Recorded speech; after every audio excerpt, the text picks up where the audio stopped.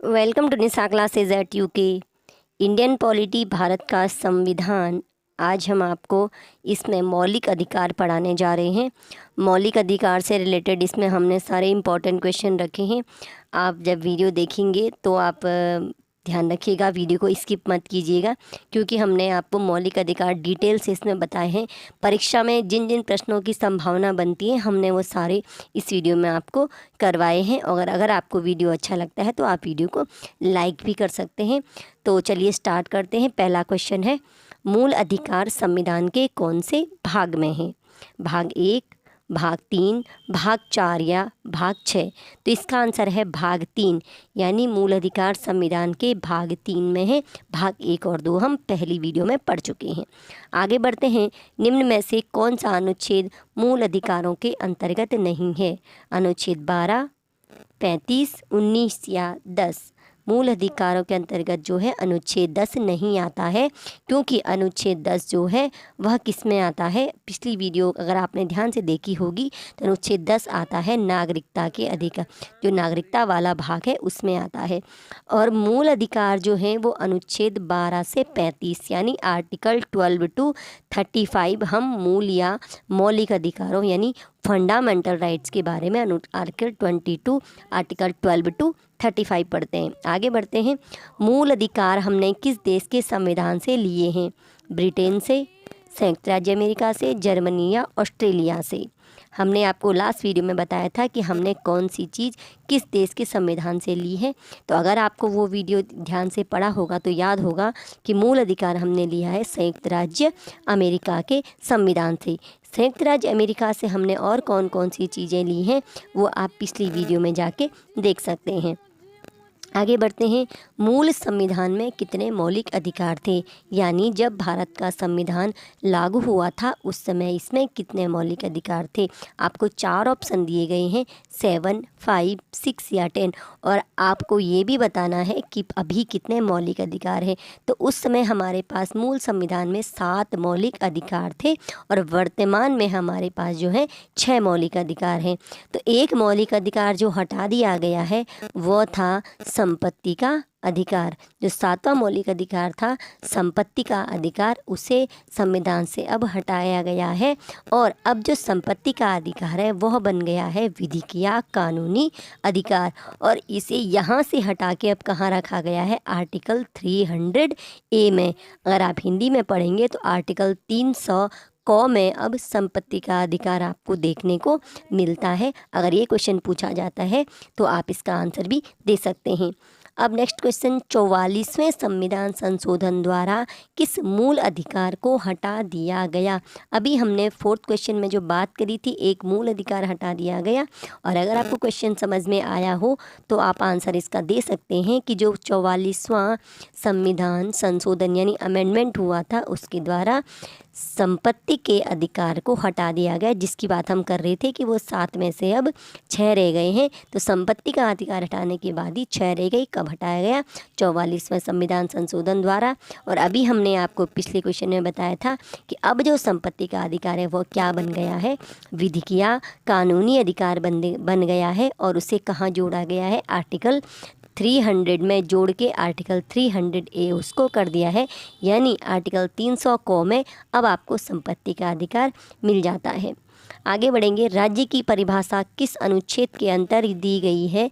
तो इसका आंसर है अनुच्छेद 12 यानी आर्टिकल 12 में राज्य की परिभाषा दी गई है, जो मौलिक अधिकार वाले भाग 3 का पहला अनुच्छेद है, अनुच्छेद 12। इसमें राज्य की परिभाषा दी गई है। अब आर्टिकल 12 के अनुसार राज्य में कौन सम्मिलित है? भारत की सरकार एवं संसद, सभी राज्यों की सरकार एवं विधानमंडल, सभी स्थानीय प्राधिकारी या अन्य प्राधिकारी, या उपरोक्त सभी, यानी ये चारों शामिल है या इनमें से कोई एक है?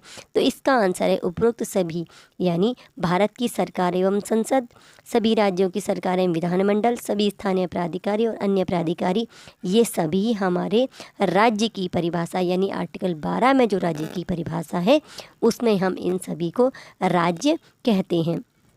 आगे बढ़ते हैं। आर्टिकल 13 किससे संबंधित है? किससे है? न्यायिक पुनरावलोकन से, अस्पृश्यता, उपाधियों का अंत या शिक्षा का अधिकार, ये सभी मूल अधिकार के अंतर्गत आते हैं। तो आर्टिकल 13 न्यायिक पुनर्विलोकन से संबंधित हैं। इसका अगर जैसे इससे ही क्वेश्चन बनते का आर्टिकल 13 से मेन, और न्यायिक पुनर्विलोकन के विषय में जब न्यायपालिका वाला आपको पार्ट पढ़ाएंगे तो उससे रिलेट करके हम आपको कंफर्म कर देंगे कि न्यायिक पुनर्विलोकन क्या होता है। अभी याद रखिए आर्टिकल 13 किससे है? न्यायिक पुनर्विलोकन से। किस अनुच्छेद के अंतर्गत समानता का अधिकार वर्णित है? हमने आपको 6 मूल अधिकार बताए हैं। तो पहला मूल अधिकार आता है समानता का अधिकार। तो आर्टिकल कहाँ से कहाँ तक आपको समानता का अधिकार देखने को मिलता है? तो आर्टिकल 14 से 18 तक आपको समानता का अधिकार देखने को मिलता है। यह पहला मौलिक अधिकार है संविधान की, जो भाग 3 के मौलिक अधिकारों में पहला मौलिक अधिकार है समानता का अधिकार, आर्टिकल 14 to 18। विधि का शासन तथा नैसर्गिक न्याय किसमें निहित है? आर्टिकल 14, 15, 20 या 17, इनमें से किस अनुच्छेद में विधि का शासन तथा नैसर्गिक न्याय निहित है? तो आर्टिकल 14 में विधि का शासन और नैसर्गिक न्याय निहित है। जब आप अपनी बुक में आर्टिकल 14 पढ़ते हैं अनुच्छेद 14, तो उसमें क्या लिखा गया है? अनुच्छेद 14 क्या लिखा गया? एक सिंगल लाइन में अगर हम पढ़ें तो यह लिखा जाता है, विधि के समक्ष समता, यानी कानून के समक्ष, कानून के सामने सभी व्यक्ति समान होंगे। समानता का अधिकार है नहीं। तो अनुच्छेद 14 क्या कहता है? विधि के समक्ष समता और विधियों का समान संरक्षण। और अगर डिटेल में इसको पढ़ेंगे तो विधि का शासन तथा जो नैसर्गिक न्याय है वह इसी में सम्मिलित है। आर्टिकल 14 में विधि के समक्ष क्षमता और विधियों का समान संरक्षण के साथ साथ आप विधि का शासन और नैसर्गिक न्याय भी आर्टिकल 14 में याद कर लीजिए। धर्म, मूल वंश, जाति, लिंग और जन्म स्थान के आधार पर विभेद का प्रतिषेध किस अनुच्छेद से संबंधित है? आर्टिकल 15, 17, 25 या 16।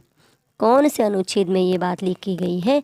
तो आर्टिकल 15 में यह लिखा गया है कि राज्य, जो राज्य की परिभाषा हमने भी पढ़ी ना उस राज्य के बारे में, तो वह राज्य धर्म, मूल वंश, जाति, लिंग और जन्म स्थान के आधार पर किसी से भेदभाव नहीं किया गया है। प्रतिषेध मतलब रोकना ही होता है, तो विभेद को रोकना यानी भेदभाव नहीं करेगा। और कौन से आर्टिकल में लिखा गया है? आर्टिकल 15 में लिखा गया है।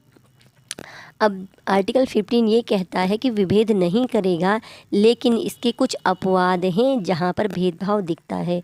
तो इनमें कौन कौन से अपवाद हैं? क्या पहला है स्त्री और बच्चों के लिए विशेष उपबंध आर्टिकल 15(3), या SC ST के लिए विशेष उपबंध आर्टिकल 15(4), या A व B दोनों, या ये दोनों ही अपवाद हैं, या इनमें से कोई भी अपवाद नहीं है? तो आंसर है A व B दोनों, यानी आर्टिकल 15(3) जो स्त्रियों और बच्चों के लिए है और आर्टिकल 15(4) जो SC और ST के लिए विशेष उपबंध से संबंधित हैं। ये आर्टिकल 15 के अपवाद हैं।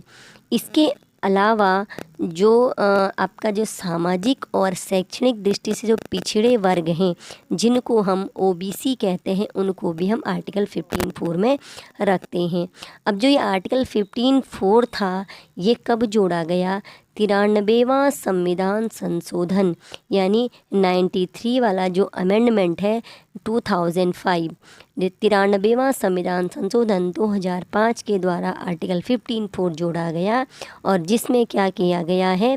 OBC सामाजिक एवं शैक्षणिक रूप से पिछड़े वर्गों के लिए यानी OBC को भी अब इसमें इंक्लूड कर लिया गया है। यानी पहले तो ये सिर्फ SC ST के लिए था, लेकिन अब इसमें OBC को भी जोड़ दिया गया है आर्टिकल 15(4) में। नेक्स्ट है अनुच्छेद 16 किस विषय से संबंधित है? प्रेस की स्वतंत्रता, लोक नियोजन के विषय में अवसर की समानता, अस्पृश्यता का अंत या सूचना का अधिकार। अनुच्छेद 15 तक हम पढ़ चुके हैं, तो आप आइडिया लगा सकते हैं कि अनुच्छेद 16 किससे संबंधित है।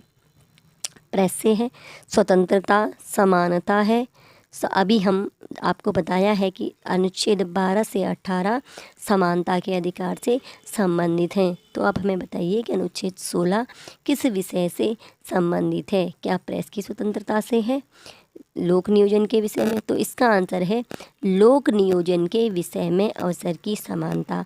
अनुच्छेद 16 क्या कहता है कि नौकरियों में, लोक नियोजन का तात्पर्य आप नौकरियों से ले सकते हैं, तो नौकरियों में सभी को समान रूप से अवसर दिए जाएंगे, इस विषय में कोई भेदभाव नहीं किया जाएगा। तो अनुच्छेद 16 किससे है? अवसर की समानता किस में है? नौकरियों में। और इसको जो अब भाषा आप लिखते हैं तो लोक नियोजन के विषय में अवसर की समानता अनुच्छेद 16 में है। अब आरक्षण की अधिकतम सीमा क्या है? 40%, 33%, 50% या 27? तो आरक्षण की अधिकतम सीमा है 50%, यानी किसी भी रूप में जितने भी आरक्षण हैं, SC, ST, OBC, हैंडीकैप्ड वगैरह सब मिला करके 50% से अधिक नहीं हो सकता, यानी कुल पदों की संख्या के 50% से अधिक आरक्षण आप नहीं दे सकते हैं। और यह जो 50% की अधिकतम सीमा है, यह तय की गई इंदिरा साहनी वाद, कोई इंदिरा साहनी वाद था, उसके बाद ये तय किया गया कि 50% से अधिक आरक्षण दिया नहीं होगा किसी भी दशा में। अब जो आरक्षण है यह भी अनुच्छेद 16 के अपवाद में ही आता है। तो अनुच्छेद 16 के भी, जैसे हमने अनुच्छेद 15 के अपवाद देखे, तो अनुच्छेद 16 के भी हम 3 अपवाद देखते हैं। आर्टिकल 16(3), 16(4) और 16(5), यानी 16(3), 16(4) और 16(5) में हमें नौकरियों में आरक्षण की बात देखने को मिलती है। यानी इसमें क्या है, इस प्रकार से यह क्या है, एक अनुच्छेद 16 का अपवाद है जो समानता की बात करता है, लेकिन आरक्षण क्या है, एक अपवाद के रूप में आता है। तो आर्टिकल 16(3), 16(4) और 16(5) आर्टिकल 16 के अपवाद हैं। आप बहुत ध्यान से याद करिएगा, इन चीज़ों को एग्जाम में पूछी जाती हैं। अब आगे, अस्पृश्यता का अंत किस अनुच्छेद में वर्णित है? आर्टिकल 16, आर्टिकल 17, आर्टिकल 19 या आर्टिकल 22? तो आर्टिकल 16 तक हम पढ़ चुके हैं, 19 और 22 हमने नहीं पढ़ा है, 17 भी नहीं पढ़ा है। तो आप बताइए कि अस्पृश्यता का जो अंत है वह किस अनुच्छेद में बताया गया है? अस्पृश्यता यानी छुआछूत का अंत किस अनुच्छेद में अस्पृश्यता का अंत आप पढ़ते हैं? यह भी क्या है, मौलिक अधिकार के अंतर्गत ही है। और मौलिक अधिकार जो समानता का अधिकार है, अस्पृश्यता नहीं, छुआछूत से दूर रहना है, सबको समान रूप से देखना है, तो यह आर्टिकल 17 में लिखा गया है अस्पृश्यता का अंत, यानी अब छुआछूत मान्य नहीं होगी। और अगर इस प्रकार के कोई वाद विवाद होते हैं तो वह कानूनन गलत माना जाता है। अनुच्छेद 19 के अंतर्गत नागरिकों को 6 स्वतंत्रताएं हैं, तो हमने यहाँ पे आपको कुछ दी हैं, उनमें से कौन कौन सी उन 6 में से हैं? पहला है वाक और अभिव्यक्ति की स्वतंत्रता का अधिकार, दूसरा है शांतिपूर्वक सम्मेलन में भाग लेने की स्वतंत्रता का अधिकार, संगम या संघ बनाने का अधिकार, भारत के संपूर्ण क्षेत्र में आबाद संचरण की स्वतंत्रता का अधिकार, या ये चारों जो हैं सभी उन 6 स्वतंत्रताओं को सम्मिलित करती हैं।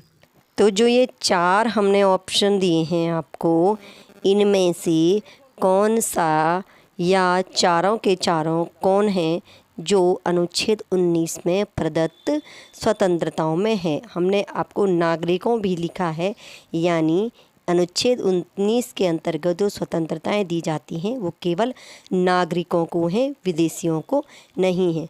तो इसका आंसर है उपरोक्त सभी, यानी 1, 2, 3, 4 जो ऑप्शन आपने पॉज करके देख लीजिएगा, इन सभी को उन 6 स्वतंत्रताओं में सम्मिलित किया जाता है। 2 और स्वतंत्रताएं हैं 4 के साथ, भारत के किसी भी क्षेत्र में निवास करने की स्वतंत्रता और व्यवसाय आदि करने की स्वतंत्रता, 2 और स्वतंत्रताएं इसमें आपको सम्मिलित करनी है। नेक्स्ट क्वेश्चन है, सूचना का अधिकार किस अनुच्छेद में शामिल है? तो यह है अनुच्छेद 19(1) को 19(1)(a) में सूचना का अधिकार सम्मिलित है। और जो सूचना का अधिकार है यह क्या है, अधिनियम 2005 द्वारा दिया गया है। जो सूचना का अधिकार है यह आपके वाक एवं अभिव्यक्ति की स्वतंत्रता से ही रिलेटेड है। ओके, तो इसके साथ साथ आर्टिकल 19(1) को यानी जहाँ पर वाक एवं अभिव्यक्ति स्वतंत्रता है उसमें सूचना के अधिकार के साथ साथ प्रेस की स्वतंत्रता को भी हम सम्मिलित करते हैं। ओके, तो प्रेस की स्वतंत्रता, सूचना का अधिकार और इस प्रकार के जो हैं ये 19(1) को यानी वाक एवं अभिव्यक्ति स्वतंत्रता में सम्मिलित हैं। नेक्स्ट क्वेश्चन, एक ही अपराध के लिए एक से अधिक बार दंड नहीं दिया जा सकता किस अनुच्छेद में वर्णित है? एक ही अपराध के लिए एक से अधिक बार दंड नहीं दे सकते हैं, किस अनुच्छेद में ये कहा गया है? 32 में, 21 में, 22 या 20 में? आर्टिकल 19 तक अब हम पढ़ चुके हैं, उससे आगे हम बढ़ रहे हैं। तो कौन सा अनुच्छेद अपराध के लिए एक से अधिक बार दंड नहीं देने की बात करता है? तो आर्टिकल 20 में ये लिखा गया है कि एक ही अपराध के लिए एक से अधिक बार दंड नहीं दिया जा सकता। और सिंगल लाइन में जो अनुच्छेद 20 है उसका जो हेडिंग या टाइटल है वो है अपराधों से दोष सिद्धि के संबंध में संरक्षण। आप इसे क्या लिखेंगे? अपराधों से दोष सिद्धि के संबंध में संरक्षण की ये बात करता है। अब इसमें कुछ अंदर का जो मैटर है ये एक्सप्लेन्ड जो है कि अपराधों से दोष सिद्धि के संबंध में आपको संरक्षण कैसे मिलेगा, इसके 3 पॉइंट है। पहला है, किसी भी व्यक्ति को अपराध के लिए तब तक दोषी नहीं ठहराया जाएगा जब तक कि ऐसा कोई कार्य करते समय या जो व्यक्ति अपराधी है उसको तब तक आप अपराधी नहीं ठहरा सकते जब तक कि अपराध करते समय उसने उस समय लागू किसी कानून का उल्लंघन नहीं किया है। अगर वह कानून अभी अपराध के रूप में है तो ही आप उसको अपराधी मानेंगे। पुराने किए गए किसी अपराध के लिए आपको अगर उस समय वो अपराध के रूप में सम्मिलित नहीं था तो उसको दोषी नहीं ठहरा सकते। यानी अभी का जो अपराध है और अभी अगर वो कानून का अतिक्रमण है तो ही आप उसको अपराधी बना सकते हैं। किसी भी व्यक्ति को एक ही अपराध के लिए एक से अधिक बार दंडित नहीं किया जा सकता और किसी भी अपराध के लिए अभियुक्त व्यक्ति को स्वयं अपने विरुद्ध साक्षी होने के लिए बाध्य नहीं किया जाएगा। यानी आप किसी भी व्यक्ति को स्वयं के विरुद्ध गवाह बनने के लिए या गवाही देने के लिए बाध्य नहीं कर सकते। ये 3 इसके एक्सप्लेनेशन है अपराधों से दोष सिद्धि के संबंध में संरक्षण यानी आर्टिकल 20। नेक्स्ट है आर्टिकल 21 संबंधित है। पहला है अपराधों से दोष सिद्धि के संबंध में संरक्षण, प्राण और दैहिक स्वतंत्रता का अधिकार, कुछ दशाओं में गिरफ्तारी और निरोध से संरक्षण या शोषण के विरुद्ध रक्षा का अधिकार। इनमें से कौन आर्टिकल 21 से संबंधित है? अभी हमने अनुच्छेद 20 पढ़ लिया है तो आप समझ रहे होंगे कि अनुच्छेद 20 कौन सा है इसमें। तो आर्टिकल 21 है प्राण और दैहिक स्वतंत्रता का अधिकार। यह आर्टिकल आपका 21 है। और अभी हमने आपको बताया आर्टिकल 20 क्या है, अपराधों से दोष सिद्धि के संबंध में संरक्षण है। आर्टिकल 22 में है कुछ दशाओं में गिरफ्तारी और निरोध से संरक्षण। और जो आर्टिकल 23 और 24 मिलाकर है शोषण के विरुद्ध रक्षा का अधिकार। यह भी एक मौलिक अधिकार है, शोषण के विरुद्ध रक्षा का अधिकार। तो इस प्रकार 4 आर्टिकल इसमें सम्मिलित हो गए। अब जो प्राण और दैहिक स्वतंत्रता का अधिकार आर्टिकल 21 है, इसमें धीरे धीरे वर्तमान में बहुत सारे अधिकार सम्मिलित कर लिए गए हैं। तो पहला अधिकार है मानवीय गरिमा के साथ जीने का अधिकार है, प्रदूषण मुक्त जल और वायु तथा खतरनाक उद्योगों से सुरक्षा सहित सभ्य पर्यावरण का अधिकार। और शॉर्ट में स्वच्छ पर्यावरण का अधिकार भी कहीं पे आपको लिखा हुआ मिल जाएगा। फिर है आजीविका का अधिकार, एकांतता का अधिकार, आश्रय का अधिकार, स्वास्थ्य का अधिकार, निःशुल्क शिक्षा का अधिकार, निःशुल्क कानूनी सहायता का अधिकार। जो ये निःशुल्क शिक्षा का अधिकार है 21A में यही है। एकांत कारावास के विरुद्ध अधिकार, त्वरित सुनवाई का अधिकार, हथकड़ी लगाने के खिलाफ अमानवीय व्यवहार के विरुद्ध अधिकार, अगर आपके साथ अमानवीय व्यवहार हो रहा है तो ये सभी किस में आते हैं, प्राण और दैहिक स्वतंत्रता में आते हैं। विलंबित निष्पादन के विरुद्ध अधिकार, विदेश यात्रा का अधिकार, बंधुआ मजदूरी के खिलाफ अधिकार, हिरासत में उत्पीड़न के खिलाफ अधिकार, आपातकालीन चिकित्सा सहायता का अधिकार, सरकारी अस्पतालों में समय पर चिकित्सा उपचार का अधिकार, सार्वजनिक फांसी के विरुद्ध अधिकार, पहाड़ी इलाकों में सड़क का अधिकार, सूचना का अधिकार, प्रतिष्ठा का अधिकार, दोष सिद्धि के निर्णय के विरुद्ध अपील का अधिकार, पारिवारिक पेंशन का अधिकार, सामाजिक एवं आर्थिक न्याय एवं सशक्तिकरण का अधिकार, बाढ़ बेड़ियों के ठीक विरुद्ध उचित जीवन पॉलिसी बीमा पॉलिसी का अधिकार, सोने का अधिकार, ध्वनि प्रदूषण से मुक्ति का अधिकार, सतत विकास का अधिकार, अवसर का अधिकार और आजीविका का अधिकार। तो इतने सारे अधिकारों को जो बाद बीच बीच में जो कुछ वाद न्यायालय में चलते हैं उसके बाद इतने सारे अधिकारों को हमने अनुच्छेद 21 में जोड़ दिया। अब नेक्स्ट क्वेश्चन देखते हैं। आर्टिकल 21 क के तहत निःशुल्क शिक्षा का जो अधिकार है वह संविधान में कब जोड़ा गया? 4 ऑप्शन आपके पास है। 86वां अमेंडमेंट, 42वां, 100वां संशोधन या 73वां संविधान संशोधन। तो इनमें से 86वां संविधान संशोधन 2002 के द्वारा जो आर्टिकल 21 को है यह संविधान में जोड़ा गया है, जो किससे संबंध है? निःशुल्क 6 से 14 वर्ष तक की आयु के बच्चों की निःशुल्क शिक्षा से संबंधित है। और 21 आपको बता दिया, प्राण और दैहिक स्वतंत्रता का अधिकार। सर्वोच्च न्यायालय द्वारा मौलिक अधिकारों का हृदय किसे कहा गया? आर्टिकल 20, 32, 21 या 19। इनमें से अब ध्यान दीजिए, किसने कहा? सुप्रीम कोर्ट ने। कि क्या कहा? मौलिक अधिकारों का हृदय किस वाले अनुच्छेद को कहा गया है? तो आर्टिकल 21 को सर्वोच्च न्यायालय द्वारा मौलिक अधिकारों का हृदय कहा गया है। अब आगे बढ़ते हैं। निवारक निरोध से संबंधित कानून किस अनुच्छेद के तहत बनाए जाते हैं? आर्टिकल 20, 22, 31, 32 या 21। निवारक निरोध, जिसे इंग्लिश में हम प्रिवेंटिव डिटेंशन कहते हैं, और इसमें क्या करते हैं? किसी अपराध से होने की आशंका के चलते हम किसी को गिरफ्तार करते हैं तो निवारक निरोध कानून ये होता है। और यह आर्टिकल 22 के अंतर्गत निवारक निरोध से संबंधित कानून बनाए जाते हैं। और जो आर्टिकल 22 साधारण शब्दों में क्या है?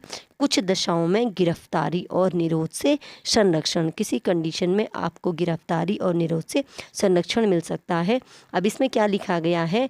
यह अनुच्छेद जो है यह सुनिश्चित करता है कि गिरफ्तार किए गए व्यक्ति को ऐसी गिरफ्तारी के कारणों के बारे में सूचित किया जाना चाहिए। किसी व्यक्ति को गिरफ्तार किया गया है तो उसे कारण बता देने जरूरी हैं और उसे अपनी पसंद के कानूनी व्यवसायी से परामर्श करने और बचाव करने का अधिकार है, यानी वह अपने वकील से परामर्श करने का उसको कानूनी अधिकार है। आगे बढ़ते हैं। मानव के दुर्व्यापार और बलात्श्रम का निषेध किस मौलिक अधिकार के अंतर्गत है?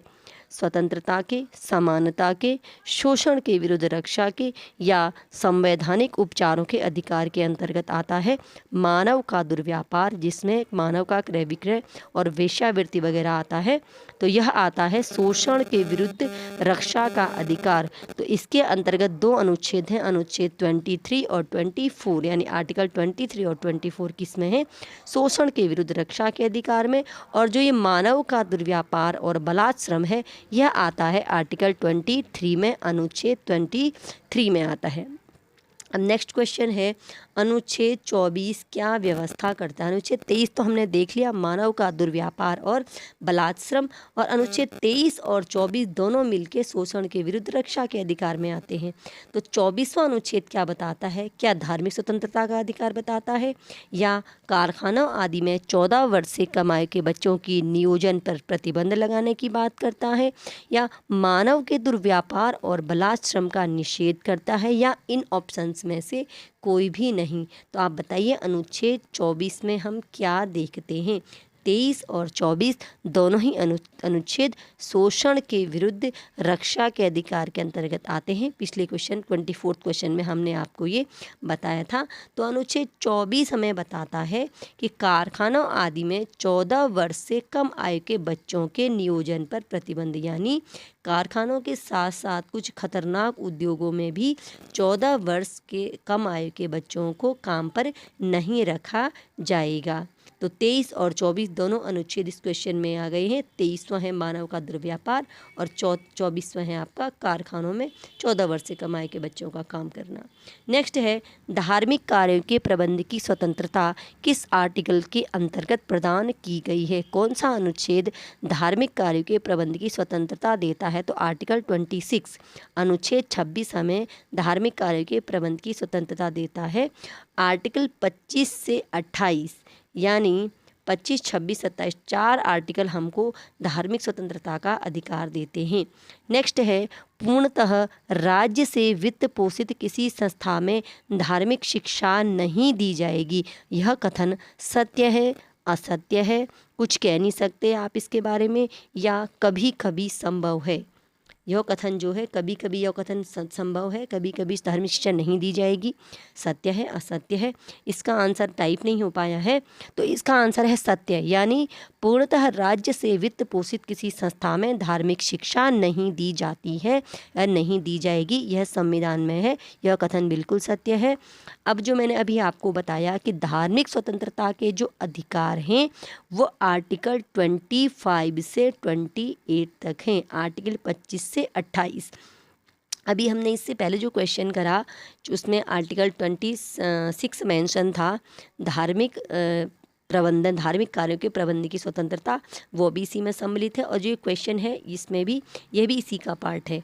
अब 25 से 28 अनुच्छेद कौन से जरा देख लेते हैं। अंतःकरण की स्वतंत्रता और धर्म के स्वतंत्र पेशे, आचरण और प्रचार की स्वतंत्रता, यानी किसी भी व्यक्ति को अपने धर्म को मानने की, प्रचार करने की स्वतंत्रता है। अनुच्छेद 26 कहता है धार्मिक मामलों के प्रबंधन की स्वतंत्रता। अनुच्छेद 27 में क्या है? किसी भी धर्म के प्रचार के लिए करों के भुगतान से मुक्ति, यानी किसी भी धर्म के प्रचार के लिए आपको कर देने के लिए बाध्य नहीं किया जाएगा। और लास्ट है कुछ शैक्षणिक संस्थानों में धार्मिक शिक्षा या पूजा में भाग लेने से आपको स्वतंत्र हो। अनुच्छेद 28 ये कहता है आपको धार्मिक शिक्षा के लिए बाध्य नहीं किया जा सकता। क्वेश्चन नंबर 28 है अनुच्छेद 29 तथा 30 किससे संबंधित है? तो यह ए व बी दोनों यानी अल्पसंख्यक वर्गों के साथ साथ यह संस्कृत एवं शिक्षा संबंधी अधिकार इसमें आते हैं। आर्टिकल 29 और 23 ये सांस्कृतिक तथा शिक्षा संबंधी अधिकार जो मानव के हैं उससे अंतर्गत आते हैं और यह मुख्यतः अल्पसंख्यक वर्गों से संबंधित हैं। तो अब यहाँ पे जो डिटेल्ड है अनुच्छेद 29 और 30 सांस्कृतिक और शैक्षिक अधिकारों के अंतर्गत आते हैं। अनुच्छेद 29 अल्पसंख्यकों के हितों की सुरक्षा प्रदान करता है, जिसमें उनकी लिपि वगैरह भी, लिपि भाषा को संरक्षित रखने की बात की गई है। और अनुच्छेद 30 अल्पसंख्यकों द्वारा शैक्षणिक संस्थाओं की स्थापना और उन्हें प्रशासन का अधिकार प्रदान करता है। ये दोनों अनुच्छेद अल्पसंख्यकों से संबंधित हैं। आगे बढ़ते हैं। भीमराव अंबेडकर ने किस अनुच्छेद को भारतीय संविधान की आत्मा कहा है? अनुच्छेद 32, 35, 30 या उन्होंने प्रस्तावना को भारतीय संविधान की आत्मा कहा है। इसी प्रकार का एक और है भारतीय संविधान की आत्मा। नेक्स्ट क्वेश्चन में हम उसे देखेंगे कि किसने कहा था और किसे भारतीय संविधान की आत्मा कहा था। फिलहाल आप देखिए कि भीमराव अंबेडकर ने किस अनुच्छेद को भारतीय संविधान की आत्मा कहा था। तो उन्होंने अनुच्छेद 32 आर्टिकल 32 जो संवैधानिक उपचारों का अधिकार है, इसे भीमराव अंबेडकर किसने कहा था? ध्यान रखिएगा एग्जाम में पूछा जाता है किसने कहा था। भीमराव अंबेडकर ने अनुच्छेद 32 यानी संवैधानिक उपचारों के अधिकार को संविधान की आत्मा कहा है। अब जो मैं बता रही थी आपको अभी, नेक्स्ट है प्रस्तावना को किसने भारतीय संविधान की आत्मा कहा है। इससे पहले तो अनुच्छेद 32 है, अब प्रस्तावना को किसने कहा है, तो प्रस्तावना को जवाहरलाल नेहरू ने भारतीय संविधान की आत्मा कहा है। दोनों क्वेश्चन हमने साथ में इसलिए बनाए हैं, आपको अच्छे से याद रह जाएगा। तो प्रस्तावना को कहा था जवाहरलाल नेहरू ने। अब आगे क्वेश्चन 31 देखिए, मूल अधिकारों के प्रवर्तन के लिए रिट निकालने की शक्ति किसके पास है। अगर आपके मूल अधिकारों का हनन होता है तो उनके संरक्षण के लिए रिट निकाली जाती है, वह शक्ति किसके पास है, उच्चतम न्यायालय के पास, सुप्रीम कोर्ट, हाई कोर्ट, संसद या ए व बी, हाई कोर्ट और केवल सुप्रीम कोर्ट और हाई कोर्ट के पास।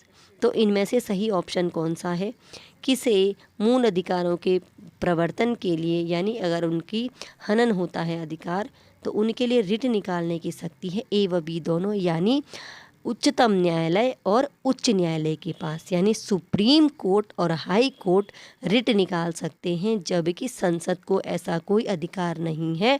और इसमें से जो उच्चतम न्यायालय को जो शक्ति प्राप्त, उच्चतम न्यायालय जो रिट निकालता है वह अनुच्छेद 32 के तहत उच्चतम न्यायालय द्वारा रिट निकाली जाती है, और जबकि मूल अधिकारों के प्रवर्तन के लिए उच्च न्यायालय को जो शक्ति प्राप्त है वह अनुच्छेद 226 के तहत है। अब उच्चतम न्यायालय किस अनुच्छेद के तहत रिट जारी कर सकता है, अभी हमने पिछले क्वेश्चन में आपको बताया है। तो आर्टिकल 32, इन ऑप्शंस में से, चारों ऑप्शन में से आर्टिकल 32 के तहत सुप्रीम कोर्ट यानी उच्चतम न्यायालय को रिट जारी करने का अधिकार है, किसके लिए, मूल अधिकारों के प्रवर्तन के लिए। और आपका जो आर्टिकल 32 है यह क्या है, संवैधानिक उपचारों के अधिकार के तहत भी इसको हम देखते हैं, इसको हम क्या बोलते हैं, संवैधानिक उपचारों का अधिकार। अब आपका 33 क्वेश्चन है, जो आर्टिकल 20 अभी हमने आपको बताया था, आर्टिकल 226 क्या है, आर्टिकल 226 यह उच्च न्यायालय यानी हाई कोर्ट को रिट निकालने की शक्ति प्रदान करता है। क्वेश्चन नंबर 33 है, मूल अधिकारों के प्रवर्तन के लिए निम्न में से किसे कौन सी रिट जारी की जा सकती हैं। अब जो संवैधानिक उपचारों का अधिकार अनुच्छेद 32 है उसमें मूल अधिकारों के प्रवर्तन के लिए कुछ रिटों की बात की गई है, उनमें से कौन सी रिट यहाँ पर दी गई हैं, परमादेश, प्रतिषेध, उत्प्रेषण या ये तीनों रिटें जारी की जा सकती हैं। तो आंसर है उपरोक्त तीनों, यानी परमादेश, प्रतिषेध और उत्प्रेषण, ये तीनों रिटें मूल अधिकारों के प्रवर्तन के लिए आर्टिकल 32 के तहत जारी की जा सकती हैं।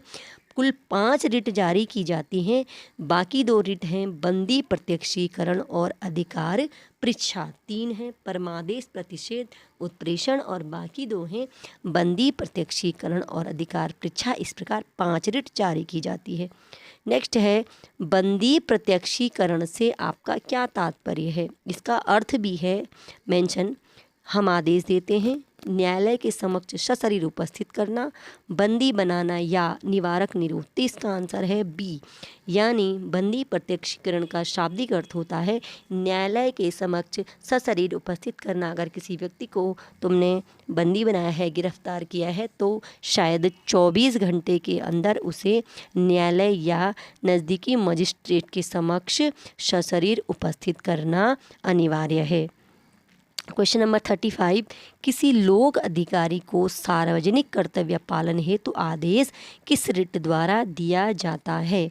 लोक प्राधिकारी या लोक सेवक अगर सार्वजनिक कर्तव्य का पालन नहीं कर पा रहे हैं तो उन्हें इस कर्तव्य पालन हेतु जो आदेश है वह परमादेश रिट द्वारा दिया जाता है। तो परमादेश रिट किसके खिलाफ दी जाती है, लोक सेवक या लोक प्राधिकारी के खिलाफ। ये क्वेश्चन इसी तरह से पूछे जाते हैं पूरा स्टेटमेंट के साथ, इसलिए हम आपको बोल के, ध्यान से बोल के इसे बता रहे हैं, आप इन्हें अच्छे से समझ लीजिएगा और पॉज करके रिपीट भी कर सकते हैं। नेक्स्ट है, निम्नलिखित में से कौन सी रिट अधीनस्थ न्यायालय को अपने क्षेत्राधिकार के अतिक्रमण से रोकती है। यानी अगर कोई मैटर अधीनस्थ न्यायालय के क्षेत्र में नहीं है और वो उस पर निर्णय देता है तो जो उससे ऊपर का न्यायालय होगा वो क्या करता है, उसको उस क्षेत्राधिकार के अतिक्रमण से रोकती है, उसे उस न्याय देने से रोकती है। तो परमादेश, प्रतिषेध, उत्प्रेषण या अधिकार परीक्षा, इनमें से कौन सी रिट अधीनस्थ न्यायालय को रोकती है? अतिक्रमण यानी अगर आपके अधिकार क्षेत्र में वह मैटर नहीं है और उस पर किसी अधीनस्थ न्यायालय ने निर्णय दिया है, तो जो ऊपरी, उससे ऊपर का जो न्यायालय है या जो उच्च न्यायालय वगैरह हैं वो क्या करते हैं, उन्हें इससे रोकते हैं। तो कौन सी रिट है? प्रतिषेध। और वैसे भी प्रतिषेध का मतलब प्रोहिबिशन, रोकना ही है। प्रतिषेध को इंग्लिश में लिखा गया है प्रोहिबिशन या रोकना। तो रोकना किसे है? अधीनस्थ न्यायालय को। अब आगे बढ़ते हैं 37 क्वेश्चन। अब आ गई है उत्प्रेषण रिट से क्या तात्पर्य है? तो इसका आंसर है ए व बी दोनों, यानी अधीनस्थ न्यायालय से सूचना प्राप्त करना और अधिक जानकारी प्राप्त करना। यह भी किसी उच्च न्यायालय से अधीनस्थ न्यायालय को जारी की जाती है, जिसमें किसी मैटर में, किसी केस में अधीनस्थ न्यायालय से सूचना प्राप्त की जाती है और अधिक जानकारी मांगी जाती है और केस को अपने पास भी मंगवाया जा सकता है। नेक्स्ट है, किसी व्यक्ति के सार्वजनिक कार्यालय में अपने पद के दावे की जांच के लिए कौन सी रिट जारी की जा सकती है? कोई लोक सेवक अपने पद पर है, अपने अधिकार से काम, किस अधिकार से वो काम कर रहा है, तो इसके लिए अधिकार परीक्षा रिट जारी की जाती है। इसमें यह अर्थ भी लिखा जाता है अधिकार परीक्षा का, किस अधिकार से, यानी अगर वह पद पर है अपने उस पद के दावे की जांच के लिए। किसी अन्य न्यायालय को रिट जारी करने का अधिकार, प्रदान करने का अधिकार किसके पास है? यानी सुप्रीम कोर्ट और हाई कोर्ट के अतिरिक्त किसी अन्य न्यायालय को रिट जारी करने का अधिकार हमें प्रदान करना है, तो यह अधिकार किसके पास है कि वह अन्य न्यायालयों को रिट जारी करने का अधिकार दे? तो यह अधिकार दिया गया है संसद को। संसद ही क्या कर सकती है? अन्य न्यायालयों को रिट जारी करने के अधिकार दे सकती है। अब 40 क्वेश्चन है, राष्ट्रीय आपातकाल के दौरान कौन से मूल अधिकार निलंबित नहीं किए जा सकते हैं? और राष्ट्रीय आपातकाल आता है अनुच्छेद 352 के तहत। इसमें कुछ मूल अधिकार निलंबित होते हैं, लेकिन कुछ अधिकार ऐसे हैं जो आपातकाल में भी निलंबित नहीं हो सकते। आर्टिकल 20 और 21, और इतने सारे क्वेश्चन में हम पढ़ चुके हैं कि आर्टिकल 20 और 21 क्या है। अगर आपको ध्यान नहीं है तो आप वीडियो को बैक करके देख सकते हैं। अनुच्छेद 20 और 21 क्या है जिन्हें आपातकाल में निलंबित नहीं किया जा सकता। अब 41 क्वेश्चन है, कौन से मौलिक अधिकार केवल नागरिकों को प्राप्त हैं?